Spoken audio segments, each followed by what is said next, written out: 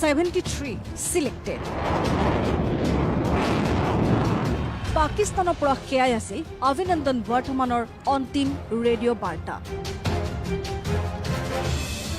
তাৰ পূৰ্বে তেওঁ ধ্বংস কৰিছিল পাকিস্তানৰ যুদ্ধ বিমান F-16।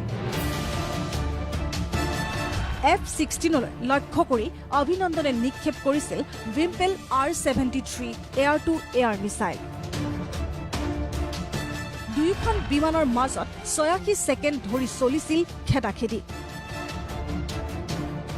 ঘণ্টাত 900 কিলোমিটাৰ বেগেৰে অভিনন্দনৰ মিক্সে খেদিছিল F-16ক। বিশ্বৰ ইতিহাসত প্ৰথমবাৰলৈ অভিনন্দনে ভূপতিত কৰিলে F-16ক। কিন্তু দুৰ্ভাগ্যবশতঃ নিজকো ৰক্ষা কৰিব নোৱাৰিলে অভিনন্দনে। বন্দী হল পাকিস্তানৰ হাতত। আন্তৰ্জাতিক চাপত পৰি শুকুৰবাৰে পাকিস্তানে তেওঁক ভাৰতক প্ৰত্যৰ্পণ কৰে। কিন্তু 60 ঘণ্টা পাকিস্তানৰ জিম্মাত থকাৰ সময়ত দেশখনৰ সেনাই অভিনন্দনৰ ওপৰত চলাইছিল শাৰীৰিক আৰু মানসিক নিৰ্যাতন। ৰখা হৈছিল পৃথক চেলত। দিয়া নাছিল ফোন, টিভি বা বাতৰি কাকত। আনকি ভিডিঅ'ত তেওঁক বাধ্য কৰোৱা হৈছিল পাকিস্তানী সেনাৰ প্ৰশংসা কৰিবলৈ। অভিনন্দনে ভাৰতৰ মাটিত ভৰি দিয়াৰ পিছতেই লাহে লাহে পোহৰলৈ আহিছে এই সমস্ত তথ্য। Decency of any level cannot be expected from Pakistan.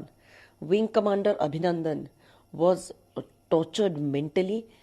He was stressed mentally, and the amount of questions that he was put through were colossal, and they were very, very torturous. বৰ্তমান দিল্লীত সেনাৰ research and referral হস্পিটেলতে আছে অভিনন্দন। চলিছে চিকিৎসাৰ লগতে বিভিন্ন নিৰাপত্তাজনিত পৰীক্ষা।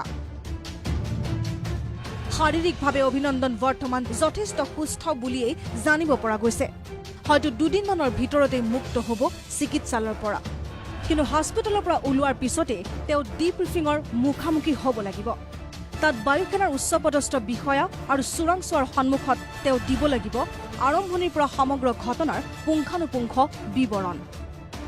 সকলো উত্তৰ সন্তোষজনক হলে আৰু নিজকে মানসিকভাৱে ফিট বুলি প্ৰমাণ কৰিব পাৰিলেহে পুনৰ অভিনন্দনে লাভ কৰিব যুদ্ধ বিমান চালনাৰ অনুমতি।